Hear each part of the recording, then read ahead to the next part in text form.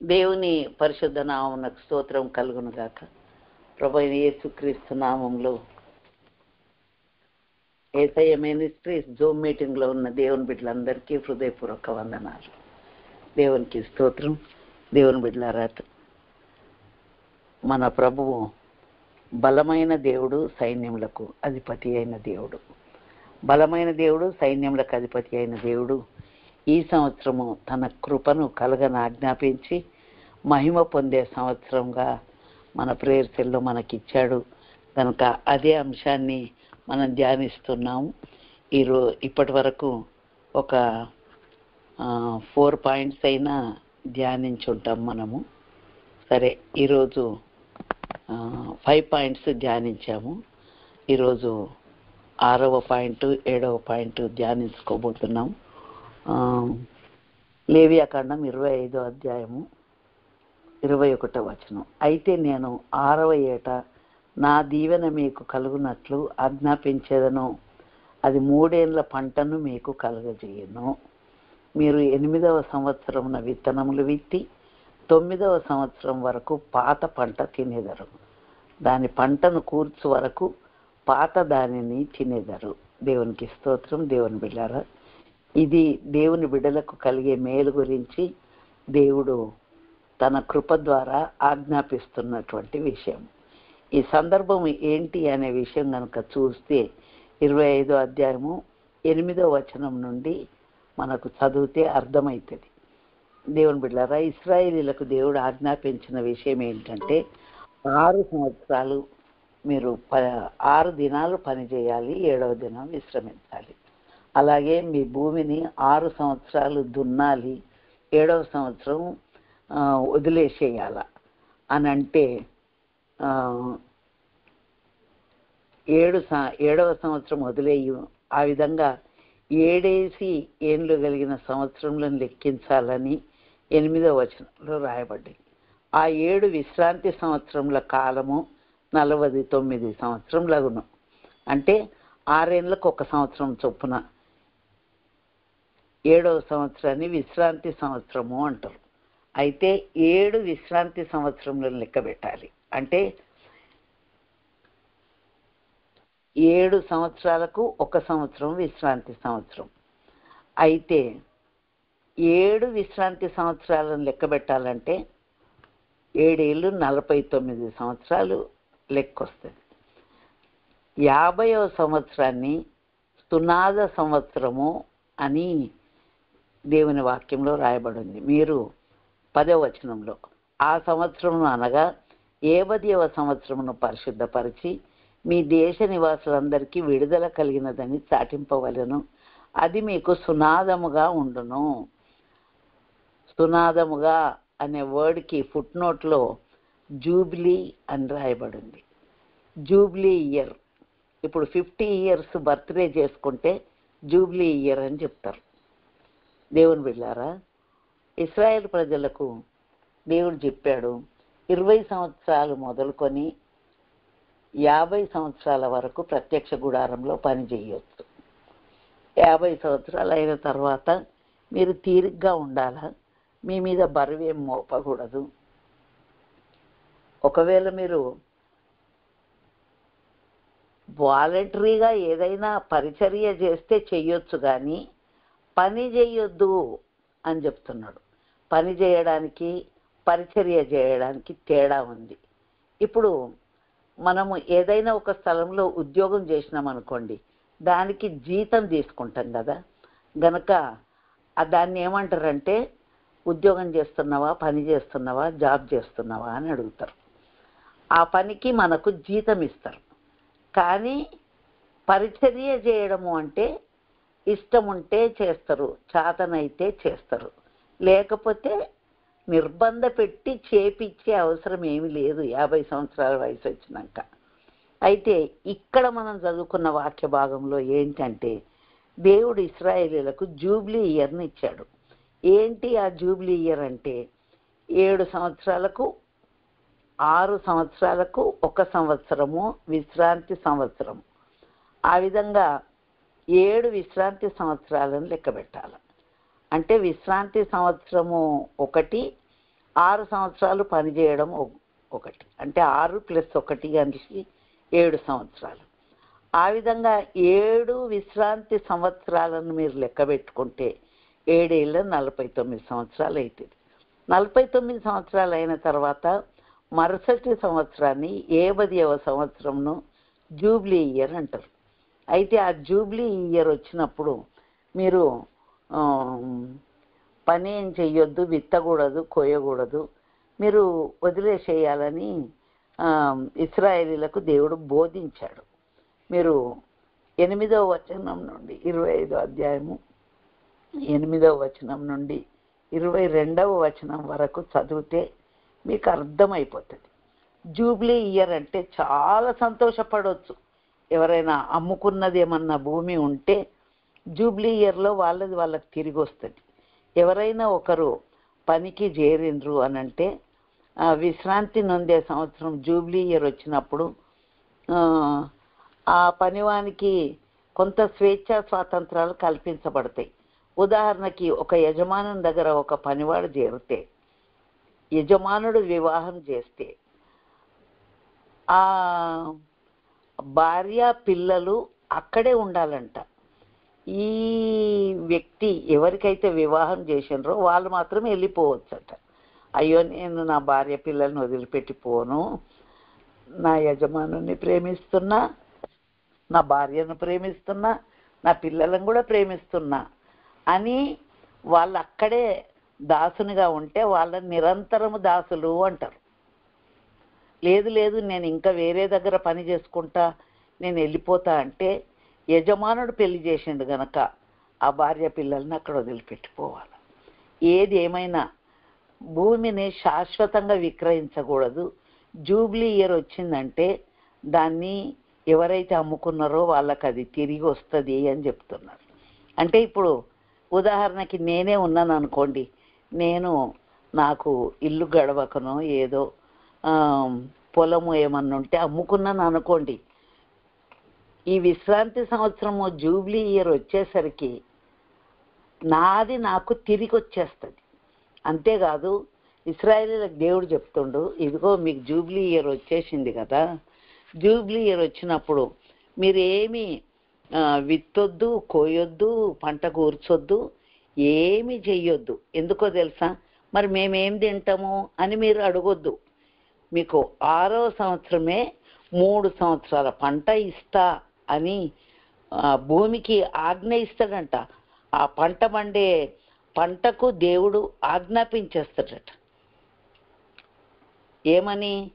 6వ సంవత్సరం కదా ఇది, 3 సంవత్సరాల పంట రావాలా? మీరు ఈ హైదరాబాద్లో ఒక రియల్ ఎస్టేట్ వాళ్ళు, అంటే ఫ్లాట్స్ అమ్మే వాళ్ళు కొంతమందిని తీసుకొని పోయి ఆ ప్లాట్ల దగ్గర నాటిన చెట్లను చూపించారు. చాలా చిన్న చెట్లు, ఒక 3 ఫీట్ల 4 ఫీట్ల హైట్లో ఉన్న చెట్లకు కాయలు కూడా వచ్చేసినాయి, జామకాయలు, మామిడికాయలు. అయితే ఈ స్థలంలో మేము ఇన్ని జామ చెట్లు నాటుతున్నాము, ఇన్ని మామిడి చెట్లు నాటుతున్నామని ఆ స్థలాన్ని చూపించడానికి, వాళ్లకు ఆశ కలిగించడానికి అలాంటివి చూపించారు. అలాంటివి నేను కూడా చూశానండి. అంతేకాదు, మీరు ఎప్పుడన్నా ఇజ్రాయెల్ దేశం యొక్క అక్కడ పండిన పంటల విషయంలో ఒక సాంగ్ వస్తుందండి. ఆ సాంగ్లో వాట్సాప్లో చూసినాను నేను. పొట్లకాయలు ఒక్కొక్క ఆకు ఒక్కొక్క పొట్లకాయ ఉన్నట్టు, ఒక్కొక్క కాకరకాయ ఉన్నట్టు, ఒక్కొక్క బీరకాయ ఉన్నట్టు, ఒక్కొక్క వంకాయ ఉన్నట్టు, చెట్టు నిండా మిరపకాయలు, చెట్టు నిండా టమాటాలు, చెట్టు నిండా ఫలాలు. అంటే అది సారవంతమైన భూమి అండి. మరి అది నేనేదో ఉట్టిగా చెప్పట్లేదు. మనకు ఉమ్మడి రాష్ట్రాలు ఆంధ్ర, తెలంగాణ కలిసి ఉన్నప్పుడు ముఖ్యమంత్రిగా చంద్రబాబు నాయుడు గారు ఉండే. అయితే ఇజ్రాయెల్ దేశంలో పండే పంటలను ఒకసారి చూసి వస్తా, ఆ దేశంలో పంటలు అంతగానం ఎందుకు పండుతాయి, కాస్తాయి, అక్కడ సిస్టమ్ ఏదో నేను చూసి వచ్చి మన దేశంలో కూడా దాన్ని ఇంప్లిమెంట్ చేస్తా అని వెళ్ళాడండి. ఎందుకంటే బైబిల్లో రాయబడి ఉంది, పాలు తేనెలు ప్రవహించే దేశము ఇజ్రాయెల్ దేశం, కానాను దేశం. ఆ పాలు తేనెలు ప్రవహించే దేశంలో ఆ యొక్క పంటలను పొలాలను పెంచే విధానం ఎట్లుంటుంది? అది సంవత్సరానికి 7 రోజులు మాత్రమే వర్షం పడుతుందటండి. అది ఆకాశ జలమును త్రాగును. అంతేకాదు ఆ విస్తారమైన ఆ పంట రావడానికి కారణం ఏంటంటే ఆ భూమి చాలా సారవంతమైనది. దేవుని బిడ్డారా, ఖర్జూర పండ్లు, అంజూర పండ్లు, ఓలివ కాయలు, ఇలాంటి ఫలాలన్నీ అక్కడి నుండి వచ్చేటియే. మీరు చూడవచ్చు. ఇప్పుడు రోజా ముస్లిమ్స్ 40 రోజులు ఉపవాస దీక్షలు చేస్తారు కదండి. అప్పుడు ఖర్జూరు చాలా అమ్మేస్తూ ఉంటారు హైదరాబాద్లో, మేము చూస్తున్నాం. అయితే ఎందుకు ఆ ఖర్జూర పండ్లను అంతగా విరివిగా అమ్ముతారు అని అంటే అవి చాలా బలాన్ని ప్రసాదిస్తాయంట, ఎనర్జీని ఇస్తాయంట. దినమంతా ఉపవాసం ఉన్నా కూడా ఆ ఖర్జూర పండ్లతోటి ఉపవాసం విడుస్తారంట. కనీసము మనిషికి ఒక 2-3 ఖర్జూర పండ్లన్నా తింటారు అన్నట్టు. అంటే నేను ఎందుకు ఇంత విషయం చెప్తున్నా అంటే ఆ దేశంలో పండే పంట యొక్క బలం ఏ విధంగా ఉంటుంది, పంటలు ఏ విధంగా ఉంటాయి, ఫలాలు ఏ విధంగా ఉంటాయి అనే దానికి చెప్తున్నానండి. దేవుని బిడ్డలారా, ఈ దేవదారు వృక్షాలు, సరళ వృక్షాలు తిన్నగా పెరిగేటివి ఇవన్నీ కూడా ఇజ్రాయెల్ దేశంలోనే పెరుగుతాయి. మీరు మన దేశంలో కర్ర గురించి చూస్తే గోల్డ్ కంటే, బంగారం కంటే విలువైన కర్ర ఏంటి అంటే టేక్ అని చెప్తారు. చాలామంది సోఫా సెట్లు కానీ, మంచాలు కానీ, ఫర్నిచర్ ఏమైనా చేపించుకుంటే టేక్ వుడ్ వాడతారు. దాంట్లో ఇంకా కొంచెం నాణ్యత కలిగిందంటే రోజ్ వుడ్ వాడతారు. అంటే ఈ నాణ్యమైన కర్ర టేక్ వుడ్ అంట, దాని లైఫ్ టైము 100 years కంటే ఇంకెక్కువ ఉంటుందంట. నాకెట్లా తెలుసు కానీ మా నాయన 1955లో ఇల్లు కట్టిండండి. 55లో ఇల్లు కడితే అందులో నేనే ఫస్ట్ పుట్టిందంట. మా నాయన చెప్పిన, నాయన చెప్పిన మాటే నేను మీకు చెప్తున్నా.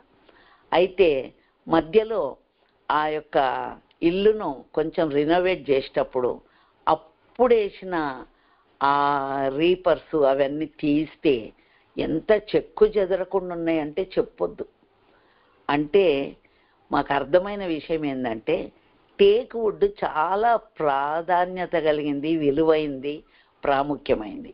ఆ దేశంలో ఫలాలు అవి కూడా మన ఏసన్న గారు కూడా హోజన్న మినిస్ట్రీస్ ఉంది కదా, వాళ్ళు ఇజ్రాయెల్ దేశాన్ని చూడడానికి పోయినప్పుడు ఈ అంజూర పండ్లు అవన్నీ తిన్నప్పుడు ఆ విత్తనాలన్నీ దగ్గర పెట్టుకున్నారంట.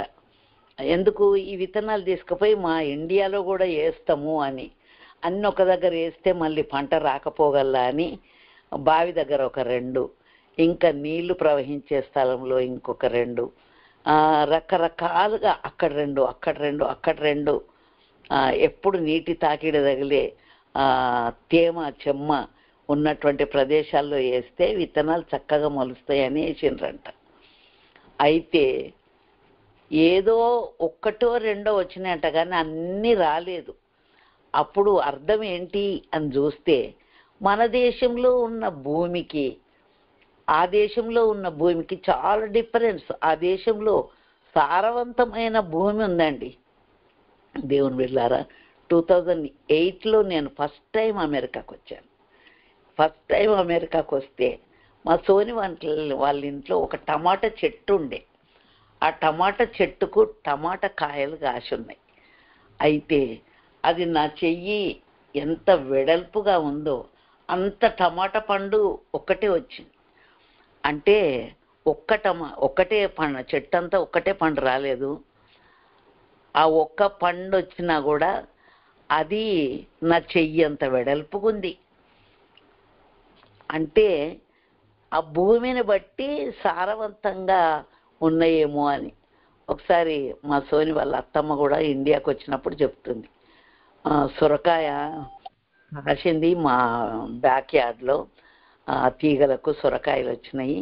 అయితే ఆ సొరకాయను నేను కట్ చేసి వాళ్ళ పలానోళ్ళకి ఇచ్చిన అని చెప్తే నేనన్నా, బ్యాక్ యార్డ్ ఎంత పెద్దగా ఉందో, ఆ చెట్టు వేసిన స్థలం ఎంత పెద్దగా ఉందో, అందుకే అంతమందికి ఇవ్వగలిగింది అనుకొని ఎంత ప్లేస్ ఉందో అది నమ్మా అని అడిగిన. అంటే ఒక డైనింగ్ టేబుల్ని చూపించి, ఇదిగో ఇంత ప్లేస్లోనే మేము ఆ తీగలు వేసినాము అన్నది. అరే అంత కొద్ది ప్లేస్లో ఇంత పెద్ద కాయల సొరకాయలంట తనెత్తు పొడుగొచ్చేసినాయంట. అంటే నేను ఎందుకు చెప్తున్నా, ఈ యొక్క భూమి సారవంతమైన భూమి, సారవంతమైన నేల. దేవుని బిడ్డారా, ఇజ్రాయెల్ దేశంలో దేవుడు చెప్తున్నాడు, ఇదిగో 6 సంవత్సరాలకు మీరు 1 సంవత్సరం వదిలేయండి, అది విశ్రాంతి సంవత్సరం.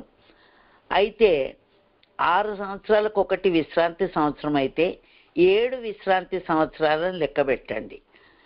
ఆ మరుసటి సంవత్సరము మీకు జూబ్లీ ఇయరు అని దేవుడు చెప్పాడు. అంటే 7 ఏళ్ళ 49 ఏండ్లు 7 విశ్రాంతి సంవత్సరాలను లెక్క పెట్టినాక వచ్చే మరుసటి సంవత్సరాన్నే జూబ్లీ ఇయర్ అన్నారు, 50వ సంవత్సరం. ఆ జూబ్లీ ఇయర్లో మీరేమి విత్తే అవసరం లేదు, కోసే అవసరం లేదు, పంట పండించే అవసరం ఏమీ లేదు. మీకు 6వ సంవత్సరమే 3 సంవత్సరాల పంట వస్తుందని దేవుడు చెప్తూ ఉన్నాడు. దేవుని బిడ్డారా, 6వ సంవత్సరము, అయ్యో 7వ సంవత్సరం మమ్మల్ని ఏమీ విత్తొద్దు కోయొద్దు అని అంటున్నాడు కదా, మరి అలాంటప్పుడు మేము 7వ సంవత్సరం ఏం తింటాము అని మీరు ఒకవేళ అడుగుతారేమో. 7వ ఏట మేము ఏమి తిందుము, ఇదిగో మేము చల్లను పంట కూర్చను వల్లగాదే అనుకొందురేమో. అయితే నేను 6వ ఏట నా దీవెన మీకు కలుగునట్లు ఆజ్ఞాపించదను, అది 3 ఏళ్ల పంటను మీకు కలగజేయను. దేవునికి స్తోత్రం, హల్లెలూయా. దేవుని బిడ్డారా, 6వ సంవత్సరమే 3 సంవత్సరాల పంట వస్తుందంట. అంటే ప్రతి సంవత్సరం ఒక 10 కాయలు వస్తే 6వ సంవత్సరం 30 కాయలు వచ్చేదన్నట్టు. అర్థమైందండి? అంటే 6వ సంవత్సరం అంతా మీరు అదే తింటారు, 7వ సంవత్సరం కూడా తింటారు, 8వ సంవత్సరం మీరు విత్తనాలు విత్తుతారు కదా, మరి ఆ పంట దిగుబడి అయ్యేసరికి 9వ సంవత్సరం వస్తుంది. ఆ 9వ సంవత్సరం వరకు కూడా మీరు పాత పంటనే తింటారని దేవుడు చెప్తూ ఉన్నాడు. దేవుని బిడ్డారా, దేవుడు కృపను కలగని ఆజ్ఞాపించి ఇంత గొప్ప మేలు చేస్తే మనము ఆయన కృపను, ఆయన చేసిన మేలును, ఆయన ఇచ్చిన దీవెనను తలంచి ఆయనను మహిమపరచాల్సిన సంవత్సరం కదా. దేవుడు ఇన్ని మేలు చేస్తుంటే ఇస్తూ ఇస్తూ తింటూ తింటూ మర్చిపోతున్నాము. కాపాడుతూ ఉంటే ఆయన ప్రేమను తలంచకుండా ఆయనను మహిమపరచకుండా ఉంటున్నామేమో. దేవుని బిడ్డలారా, దేవుడు తన కృపను కలగని ఆజ్ఞాపించి మనకు 6 సంవత్సరాలకే 3 సంవత్సరాల పంట ఇచ్చేస్తే 7, 8, 9 3 సంవత్సరాలు ఉట్టిగానే కూర్చొని తినే పని ఎవరన్నా చెప్పిండ్రా అండి మీకు? ఉట్టిగానే కూర్చోండి, ఇంట్లో మీరు ఏం పని చేయొద్దు, లేకపోతే మీకు ఏ పని చేయకుండానే మీ జీతాలు మీ ఇంటికి వస్తాయి అని చెప్పిండ్రా? కానీ దేవుడు ఇశ్రాయేలీలను ఎంత ప్రేమించి, ఇదిగో బిడ్డ జూబ్లీ ఇయర్ వస్తుంది కదా, మీరు ఏమి పంట పండించే అవసరం లేదు, 6వ సంవత్సరంలోనే మీకు 3 సంవత్సరాల పంట ఇస్తా అన్నాడు. నిజంగా ఎంత గొప్ప మేలు దేవుడు చేశాడు. దేవుని బిడ్డలారా, దేవుడు తన కృప ద్వారా మనకు కొన్నిసార్లు ట్రిపుల్ ధమాకా అని ఇస్తారు. బై 1 get 3 అట. అంటే ఒక్కటి కొంటే ఇంకా 3 ఫ్రీ అట. అబ్బా, ఇదేదో బాగుంది కదా మనందరికీ. దేవుని బిడ్డలారా, దేవుని కృప ద్వారా మనం జీవిస్తూ ఉంటే, దేవుని కృపను కనుక మనం తలంచి ఆయనను స్తుతిస్తూ ఉంటే 3 సంవత్సరాల పంట జూబ్లీ ఇయర్ ఆశీర్వాదాలను మనం పొందుకోగలుగుతాం. కనుక మనం పొందుకున్న మేలును బట్టి, మనకు దేవుడు చేసిన మేలును బట్టి ఆయనను మహిమపరచాలనే విషయాన్ని జ్ఞాపకం చేస్తూ నేను మరో మాటలోనికి వెళ్తున్నానండి. 42వ కీర్తన 8వ వచనం. ఆయనను పగటి వేళ యెహోవా తన కృప కలగని ఆజ్ఞాపించును, రాత్రి వేళ ఆయనను గూర్చిన కీర్తనయు, నా జీవదాతి అయిన దేవుని గూర్చిన ప్రార్థనయు నాకు తోడుగా ఉండును. దేవునికి స్తోత్రం. ఇది 42వ కీర్తనలో రాయబడ్డటువంటి మాట. ఈ 42వ కీర్తన కోరవ కుమారులు రాసినటువంటి కీర్తన. కౌరవ కుమారులకంట చాలా ప్రాణం కృంగిపోయిందంట. ఎందుకు? తమ తండ్రులు దోషం చేసి తప్పిదం చేసి నశించిపోయారు గనక. కోరహు దాతాను అభిరాము కోరహు అనేవారు మోషే అహరోనులకు తిరుగుబాటు చేసి వారి మీదకి పనిష్మెంట్ శిక్షను కొని తెచ్చుకున్నారు. అప్పుడు వాళ్ళ మీదకి ఏం పనిష్మెంట్ వచ్చిందంటే భూమి నెరవిడిచి వాళ్ళను మింగేసిందంట. తిరుగుబాటు చేసిన వాళ్ళను మింగేసిందంట. అప్పుడు కౌరవ కుమారులు పరిగెత్తిపోయి ఆశ్రయపురంలో వచ్చి బలిపీఠ కొమ్ములను పట్టుకున్నారు. ఎటువంటి కీడు చేసినా తప్పిదం చేసినా పరిగెత్తి ఆశ్రయపురంలో పట్టుకుంటే, బలిపీఠ కొమ్ములను పట్టుకుంటే వారికి ఉగ్రత తగలదు, శిక్ష రాదు అని దేవుడు చెప్తూ ఉన్నాడు. దేవుని బిడ్డ, ఎటువంటి భయంకరమైన కీడు దేశంలో ఉన్నా లోకంలో ఉన్నా మన చుట్టుప్రక్కల ఉన్నా ఆయన బలిపీఠ కొమ్ములను పట్టుకొని ఆయన ఆశ్రయపురంలో జీవించే దేవుని బిడ్డలకు భద్రత కాపుదల అనుగ్రహిస్తాడు. దేవునికి స్తోత్రం. దేవుని బిడ్డలారా, మన దేవుడు మనల్ని కాపాడే గొప్ప దేవుడు. ఊరంతా కరువు ఉంది కానీ సారేపతు విధవరాల ఇంట్లో మాత్రం కరువు లేదు. ఆ యొక్క ఐగుప్తు దేశం అంతా చీకటి ఉంది కానీ ఇశ్రాయేలీయులు నివసించే గోషేను ప్రాంతంలో మాత్రము వెలుగుందట. గనక దేవుని బిడ్డలారా, లోకమంతా ఎలాంటి పరిస్థితులున్నా నీకు దేవుడు భద్రతను కాపుదలను ఇస్తా. ఎప్పుడు? ఆయన ఆశ్రయపురంలో జీవిస్తున్నప్పుడు, ఆయన బలిపీఠమును ఆశ్రయించి ప్రార్థన చేస్తున్నప్పుడు, ఆయన సన్నిధిలో మనల్ని మనం సమర్పించుకున్నప్పుడు ఆ మేలు చేస్తాడు. సరే, కౌరవ కుమారులకు ఆ మేలు కలిగింది. కానీ కౌరవ కుమారులు కనబడితే చాలు ఊర్లో ఉన్న వాళ్ళందరూ ఏమంటుండ్రో తెలుసా?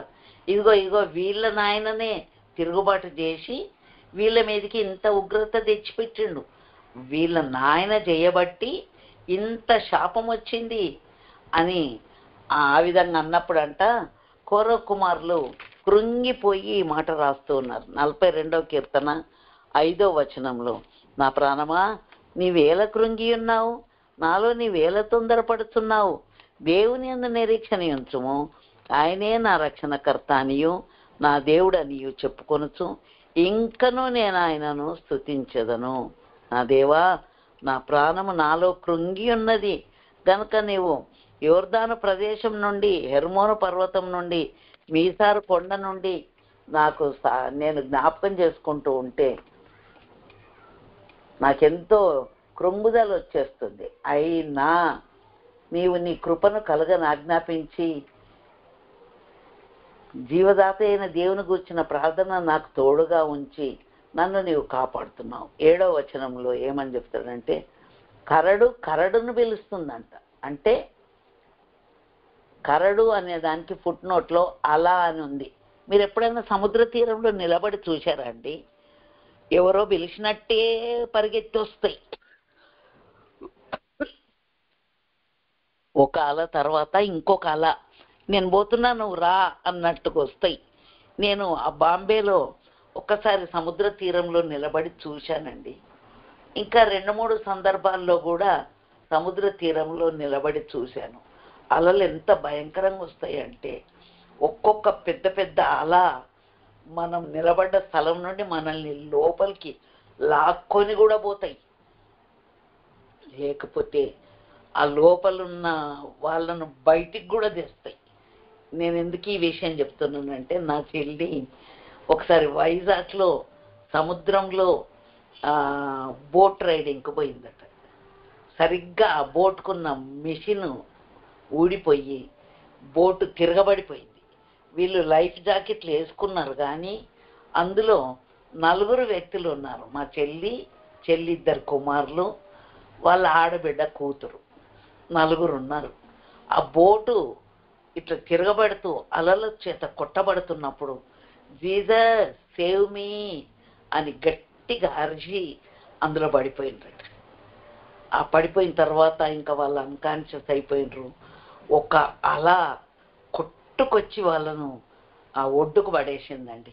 4 డెడ్ బాడీస్ లాగా ఇట్లా పడుకోబెట్టిండ్రు. మాకు ఇమ్మీడియట్గా ఫోన్ వచ్చింది అప్పుడు హైదరాబాద్లో ఉంటే. అయితే ఏమి చేయాలా? 2 చేతులు ఎత్తి దేవునికి ప్రార్థన మాత్రం చేస్తున్నాం. అదొక మరణగండాన్ని దేవుడు తప్పించాడు. ఆ మరుసటి రోజే న్యూస్ పేపర్లో ఒక అల సముద్రపు ఒడ్డున నిలబడున్న 7గురిని లోపలికి లాక్కొని పోయిందట. అబ్బా, మేము అనుకున్నాం నిన్నటి రోజు మా చెల్లెను చెల్లెతో పాటు ఉన్న వ్యక్తులను 4గురిని మొత్తం అలా బయటికి తోసుకొస్తే మరుసటి రోజేమో ఒడ్డుకు నిలబడ్డ 7గురిని లాక్కొని పోయిందా అంటే దేవుడు సెలవిస్తే అలా బయటికి తీసుకొస్తుంది, మేలు చేస్తుంది, అలా లోపలికి లాక్కొని కూడా పోతుంది. దేవుని బిడ్డలారా, నేను నీ జలప్రవాహ దారుల ధ్వని విని కరడును పిలుచుతున్నది. నీ అలలన్నీ నీ తరంగములన్నీ నా మీదుగా పొర్లి పారి ఉన్నవి. దేవుడు తన కృపను కలగని ఆజ్ఞాపిస్తున్నాడండి. దేవుని బిడ్డలారా, అలలు నీ మీద పొర్లుతున్నా కూడా దేవుడు తన కృపను కలగని ఆజ్ఞాపిస్తున్నాడు. రాత్రి వేళ అందరు ఆదమర్చి నిద్రపోతుండొచ్చు, చీకటి ఉండొచ్చు, కానీ దేవుని గురించిన కీర్తన, దేవుని గురించిన ప్రార్థన నాకు తోడుగా ఉండును. దేవునికి స్తోత్రం.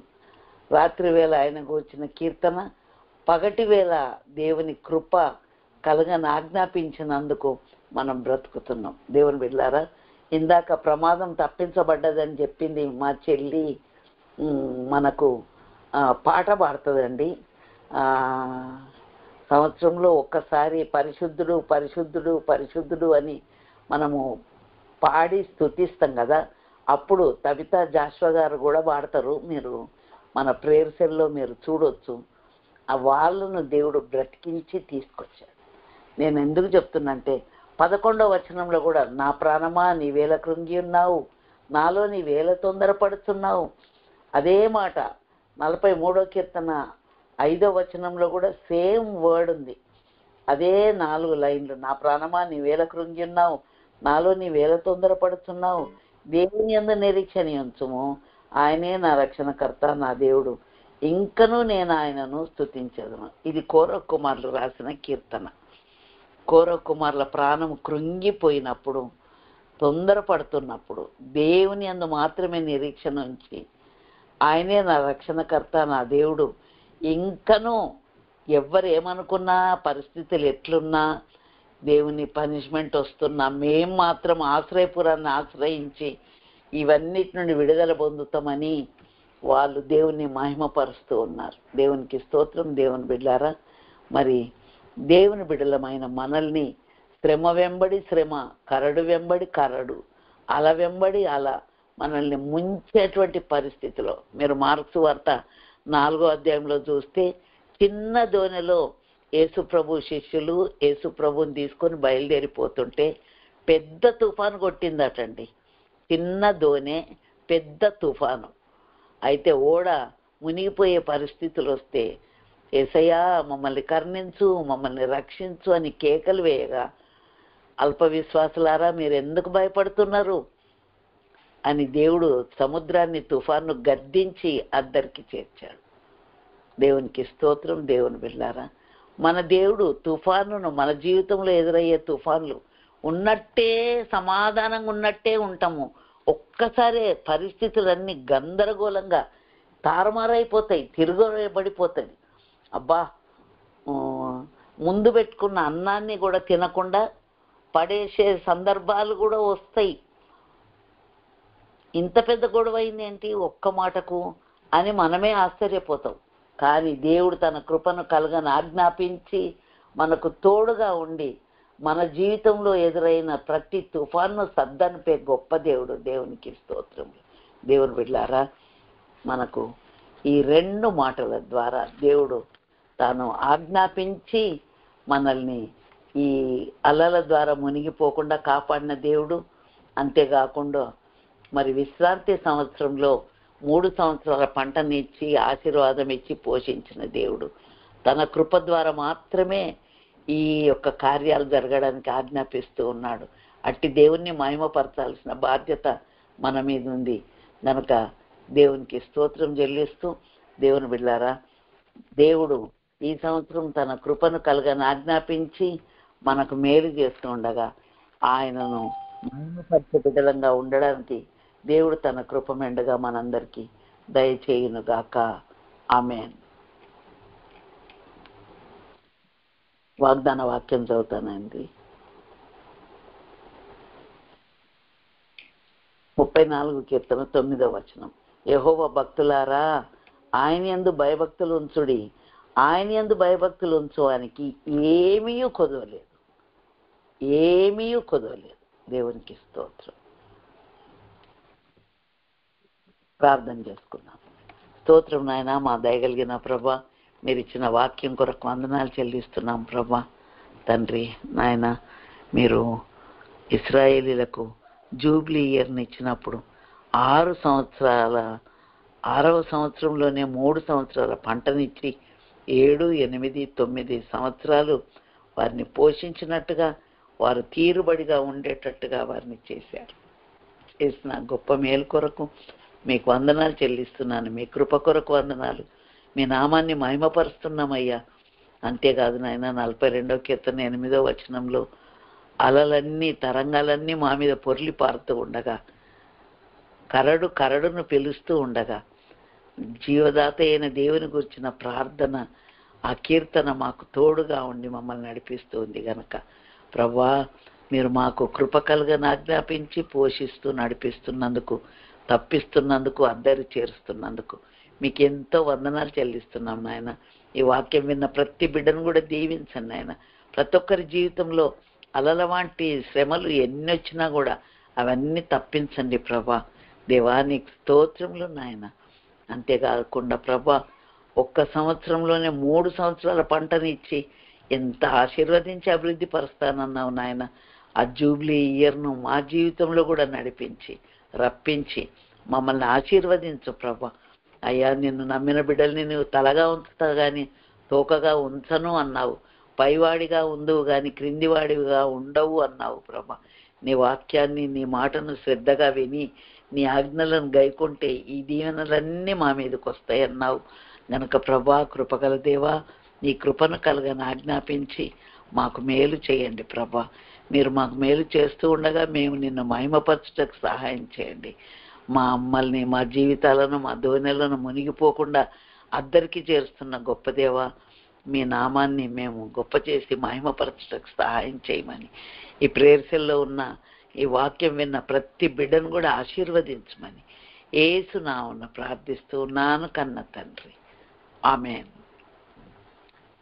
తండ్రి అయిన దేవుని ప్రేమయు, ప్రభు అయిన యేసుక్రీస్తు కృపయు, పరిశుద్ధాత్మ దేవుని నిత్య సమాధానము, సహవాసము, ఆదరణ, కాపుదల ఆయన సన్నిధిలో తలవంచిన బిడ్డలకు, సకల పరిశుద్ధులకు నిత్యము తోడైండి నడిపించును గాక. ఆమేన్.